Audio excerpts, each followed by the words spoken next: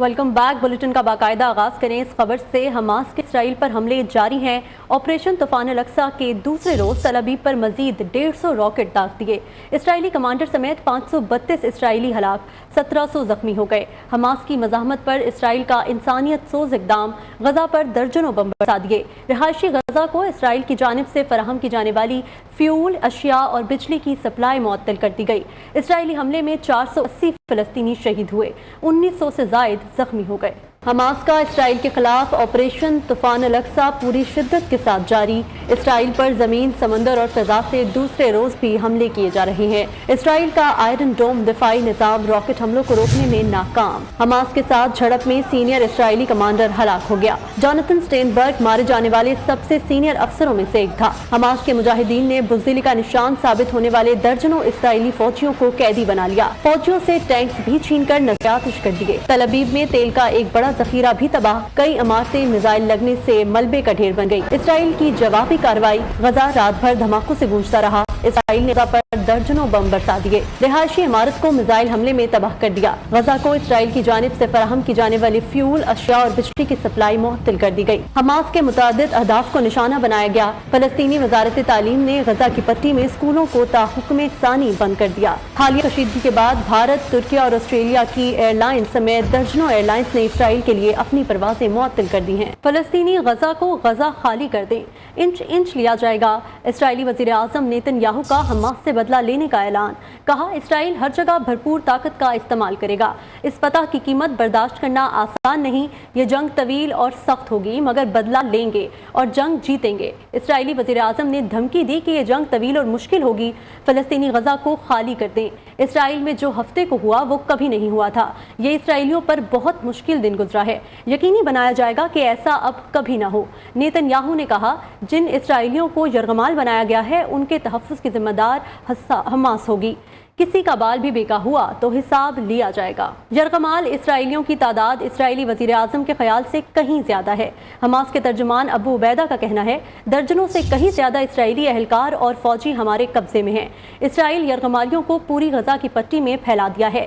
Israeli हमलों में यरगमालियों को नुकसान हो सकता है। गजा के लोगों को कुछ हुआ तो उनके साथ भी वही होगा।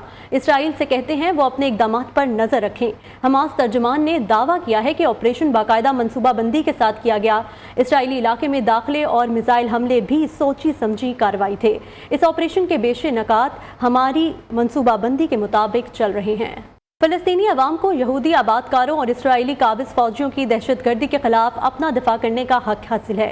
फलस्तीनी सदर महमूद अब्बास ने फलस्तीनी अवाम को पैगाम दिया कि फलस्तीनी अवाम आबादकारों की दहशतगर्दी और काबिज अफवाज के खिलाफ अपना दिफा करें। उन्होंने सिक्योरिटी हुक्काम को फलस्तीनी अवाम की हिफाजत यकीनी बनाने के लिए तमाम तर ज़रूरी इक़दाम उठाने का हुक्म भी दिया। हमास के बाद लबनान की जंगजू भी इसराइल के खिलाफ मैदान में आ गए। अरब मीडिया के मुताबिक इसराइली हुकूमत ने दावा किया है हज़बुल्लाह ने भी इसराइल पर हमले शुरू कर दिए हैं। हमास के कामयाब हमलों के बाद कई ममालिक में शहरी सड़कों पर आ गए और जश्न मनाया। तुर्किया, ईरान, लंदन, कनाडा में हमास की हिमायत में बड़े मुजाहिरे। कई मुस्लिम ममालिक खुलकर फ़लस्तीन की हिमायत में सामने आ गए। अफगानिस्तान की तालिबान हुकूमत ने इसराइल पर हमलों की हिमायत कर दी। ईरान ने हमास के हमलों को इसराइल के बदतरीन मजालिम का नतीजा करार दे दिया। हमास की मदद के लिए लबनान की तंजीम हज़बुल्लाह भी इन एक्शन। हज़बुल्लाह ने भी इसराइल पर हमले शुरू कर दिए हैं। अरब मीडिया के मुताबिक इसराइली हुकूमत ने ये दावा किया है। इसराइल का गुरूर खाक में मिलाने पर कई ममालिक में शहरी हमास की हिमायत में सड़कों पर आ गए। तुर्किया की मस्जिद फातेह के सामने हजारों अफराद जमा हुए और फलस्तीन के हक में नारे लगाए। ईरानी हुकूमत ने खुलकर हमास के हमले की हिमायत की और इसराइली मजालिम को हमलों की बुनियादी वजह करार दिया। तेहरान के फलस्तीन स्क्वायर में अवाम की बड़ी तादाद ने आतिशबाजी की और हमास के बहादुर जंगजुओं के साथ इजहार यकजहती किया। लंदन में भी हमास के सपोर्टर्स गलियों में निकल आए और मुस्लिम मुजाहिदों की हौसला अफजाई की। कनाडा में भी मजलूम फलस्तीनियों के हिमायती फलस्तीनी परचम उठाए सड़कों पर आ गए। अफगानिस्तान की तालिबान हुकूमत ने हमास के हमलों की हिमायत करते हुए कहा है, इसराइल बार बार मुकद्दस मकामात की तौहीन कर रहा था। आलमी बरादरी आज़ाद फलस्तीन का क़याम यकीनी बनाए। ईरान ने भी इसराइल पर हमास के हमलों की खुलकर हिमायत की है। हमास की बमबारी को इसराइली मजालिम की वजह करार दे दिया। मस्जिद अक्सा में लाखों फलस्तीनी जमा है। फलस्तीनी फतह और हमास की जीत की दुआएं कर रहे हैं। आपको बता रहे हैं ईरान की खुलकर हमास की हिमायत। مسجد اقصی میں لاکھوں فلسطینی جمع ہیں، فلسطینی فتح اور حماس کی جیت کی دعائیں کر رہے ہیں۔ اس وقت مسجد الاقصی میں لاکھوں فلسطینی جمع ہوئے ہیں جو کہ فتح حماس کی جیت کی دعائیں کر رہے ہیں۔ ایران کی کھل کر حماس کی حمایت ساتھ دینے کا اعلان کر دیا۔ ایرانی پارلیمنٹ میں اسرائیل مرد آباد اور امریکہ مرد آباد کے نعرے لگائے گئے۔ ایرانی پارلیمنٹ کے اراکین نے اپنی نشستوں پر کھڑے ہو کر فلسطین کی فتح کے نعرے لگائے۔ آگے بڑھیں اور آپ کو بتائیں، اسرائیل پر حماس کے حملے کے بعد اقوام متحدہ کی سلامتی کونسل کا ہنگامی اجلاس آج ہوگا۔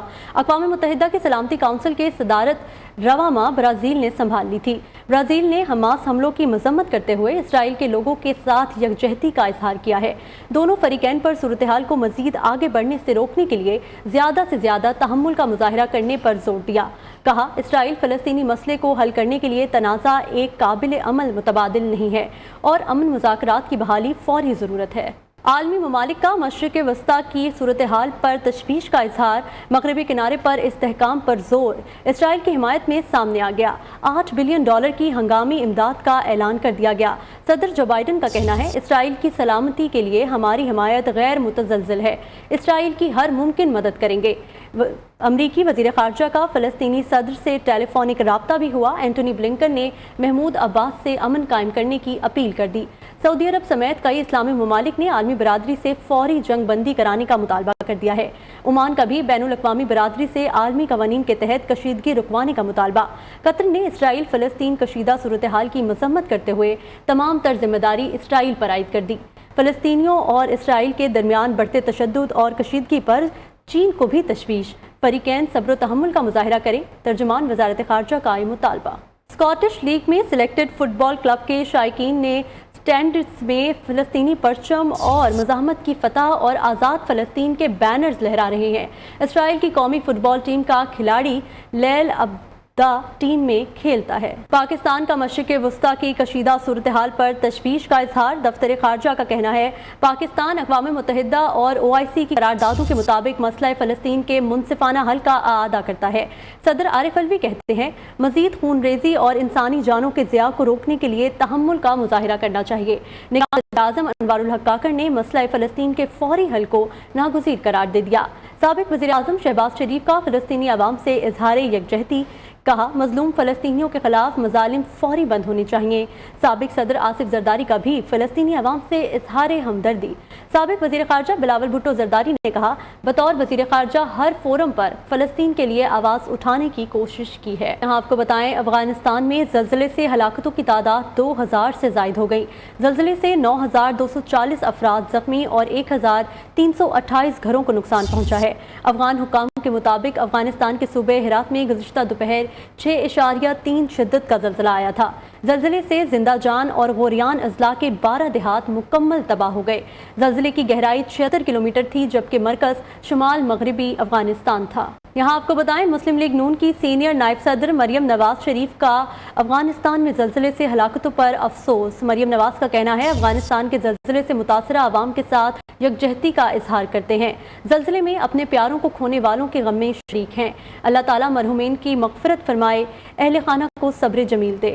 مریم نواز شریف نے زخمیوں کی صحت یابی کی بھی دعا کی۔ بریک سے واپسی پر آپ کو بتائیں، نگران وزیر اطلاعات مرتضیٰ سولنگی کا کہنا ہے، یقین ہے الیکشن ہوں گے مگر تاریخ دینا ہمارا اختیار نہیں۔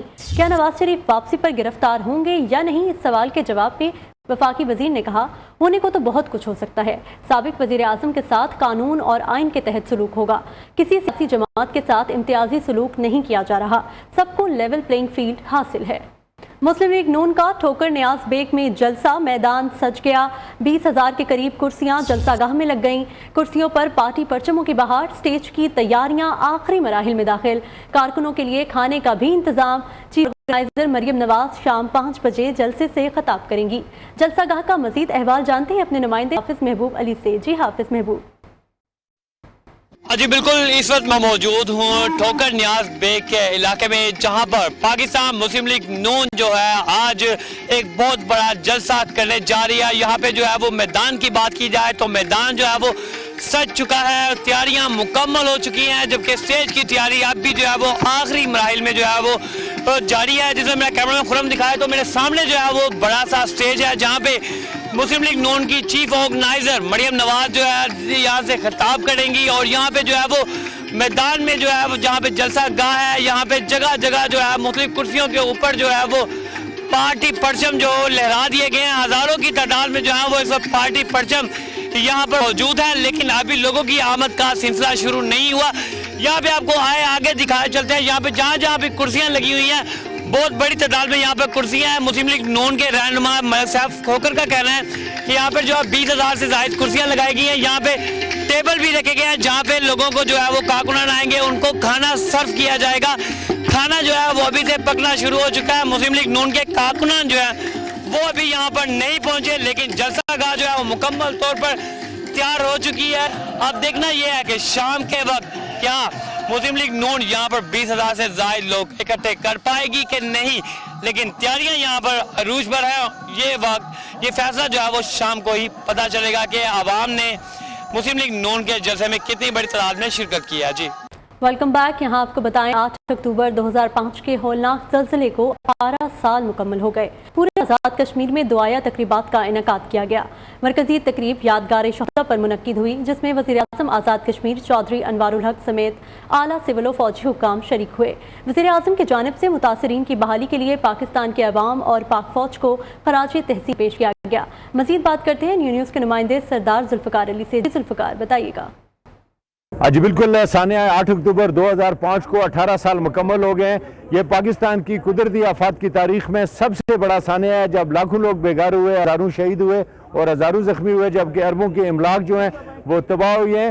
اس وقت ہم یادگار شہداء پر موجود ہیں یونیورسٹی کالج گراؤنڈ مظفر آباد میں, جہاں ایک بڑی تقریب منعقد ہوئی ہے جس میں وزیر اعظم آزاد کشمیر چودھری انوار الحق, ان کی کابینہ کے اراکین اور اعلیٰ سول و فوجی حکام جو ہیں اس میں شریک ہوئے ہیں. یہاں پہ یادگار شہداء کے اوپر پھولوں کی چادر چڑھائی گئی ہے اور اس کے ساتھ ساتھ 8:52 پر سائرن بجائے 1 منٹ کی خاموشی اختیار کی گئی ہے.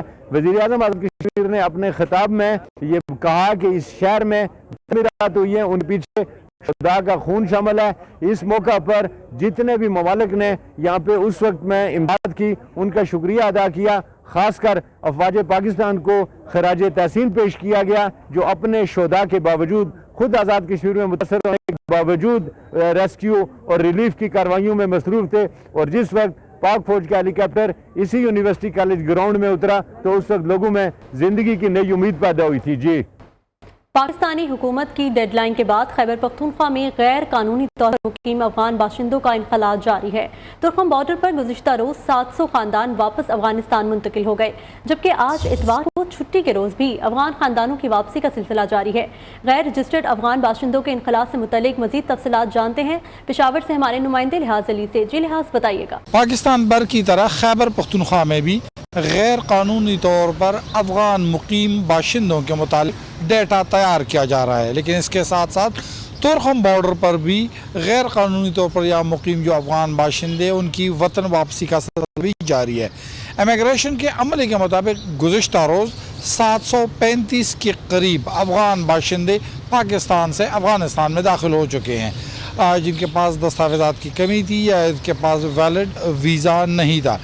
یہاں پر یہ بتاتے چلوں کہ ضلع انتظامیہ خیبر پختونخوا حکومت نے تمام ضلع انتظامیہ اور ریونیو ڈپارٹمنٹ کو بھی افغان باشندوں کے متعلق ڈیٹا مرتب کرنے کی ہدایات جاری کی ہے. جہاں پر اس وقت بارڈر ترکھم کی پوزیشن ہے, ابھی تھوڑی دیر پہلے جب میری ان سے بات ہوئی تھی تو انہوں نے یہی بتایا ہے کہ اس وقت بھی ہفتے اور اتوار کے روز بھی بارڈر کو کھلا رکھا گیا ہے اور افغان باشندے جو ہیں اور ان کی انخلاء کا سلسلہ, اس کے علاوہ ان کے جو گھریلو سامان ہوتے ہیں اور ٹرک ہوتے ہیں وہ افغانستان میں داخل ہو رہے ہیں.